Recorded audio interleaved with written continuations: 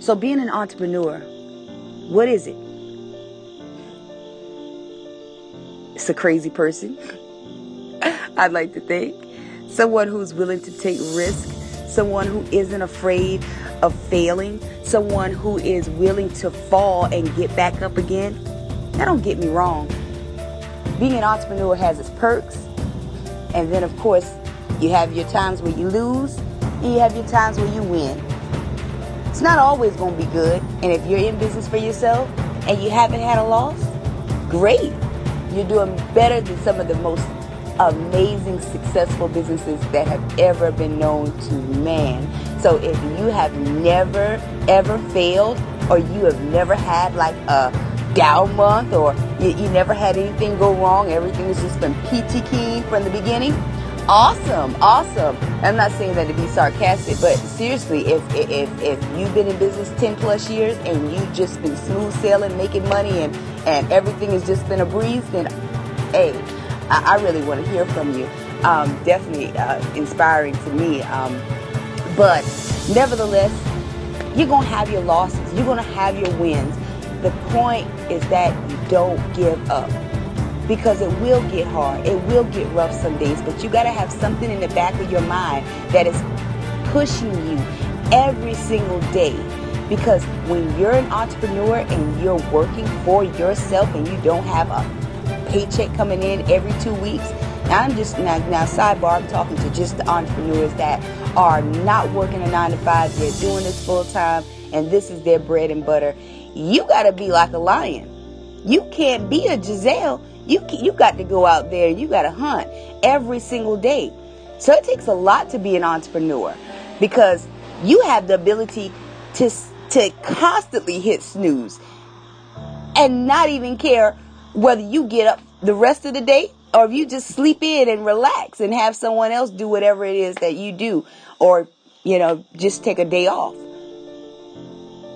But I had to come to the, to the realization that I could not do that and be successful. I could not have my days where I chose to get up at 11 and 12 o'clock and think I'm going to have a productive day. No, it ain't going to happen. It ain't going to happen. And if you continue to do that, you're going to continue not to meet goals. You're not going to continue to do as good as you could. Your potential could be so much better if you change certain habits and you change your mindset. Because the more that you put positive in you, the more positive results that your life is going to get. That you're going to get, your family's going to get, because they're going to feed off of you. Because when your mindset is on the right track, guess what? Your finances become on the right track. Your life becomes on the right track. Even some of your relationships become on the right track, because you have a steady mental of knowing where you're going, what you want, and you're determined to get it. So every day you got to get up and you got to be that lion. I believe it was E.T. that said that. You got to be like a lion. You can't be like a Giselle. You're not going to bring any food home.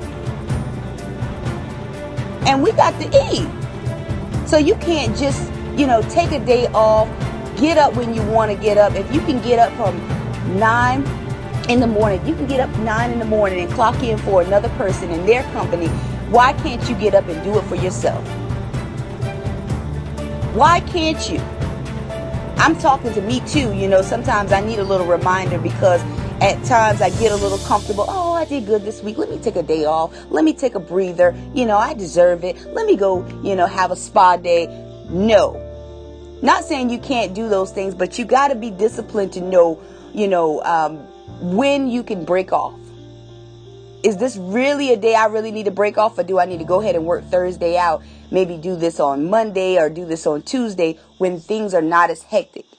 You got to make a schedule around being productive and what's going to be beneficial to you financially, what's going to be realistically, the smart thing to do. So you just got to balance and really set your mind at a place where you know what your priorities are and what your responsibilities are.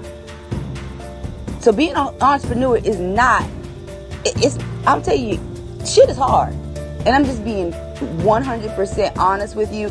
Since I've been I haven't been back to work in over a year, you know, and it's not easy. It's not easy. It's been a blessing because it's pushed me, because I knew I did not want to go back. So I said, how can I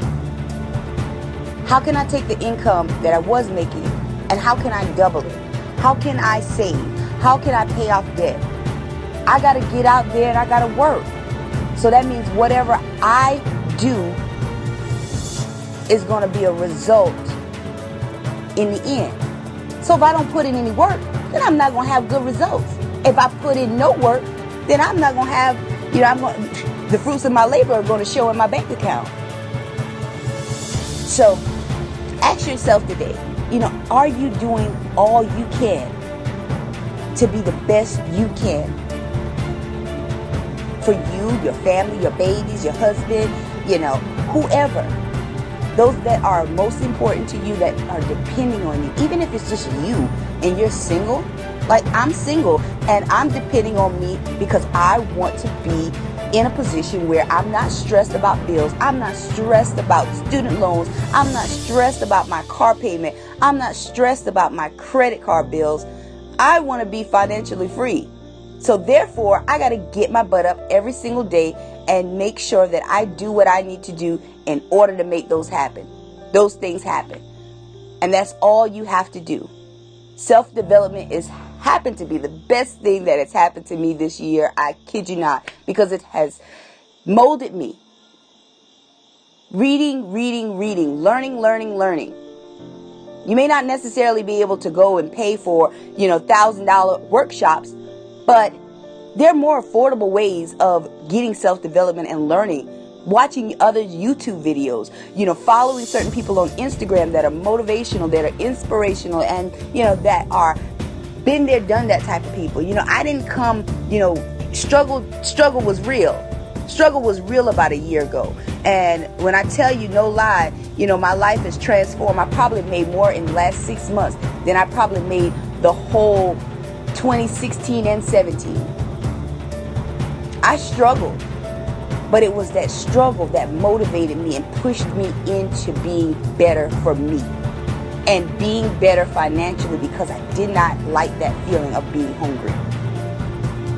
And those of you who do not know me, I will be doing more videos and you'll get to really, really interact and see and get to know me. But I'm a big girl, and so I love to eat, and so I was at that place where I was just like, something's got to give. And some of us need those moments. Some of us need like a breakdown, or that we need something drastic to happen in order for us to make a change. And that's us. That's a lot of people. It's like something drastic has to happen before we will decide to make a change. And that's what really, in all actuality, happened for me. And I tell you no lie, I will never put myself in a position again to be hungry and scraping for old leftovers that have been in the fridge for a couple of weeks because I didn't have any money to buy any food. And I was too afraid to ask my parents for help. Now, don't get me wrong, they would have probably, had a fit if they found out. But at the same time, I knew I just had so much pride, and I just knew I was going to make myself a hole out of the raccoon's den. I knew I was going to make my way out, because I knew, like, all this knowledge, all this willingness to be better. I got to step forward and try to do something for myself. And I just took a mental day, to just jot down everything and to just clear my mind and really get my mindset on the right path. And you have to learn how to encourage yourself as an entrepreneur, because some days there's going to be nobody. There's going to be like nobody that's going to really understand your struggle. They're not going to understand why you're doing it. They're going to think you're crazy as heck. They're going to even talk about you. They're going to laugh about you, whatever. But it's your responsibility to not let that hold you back and not let that affect your progression.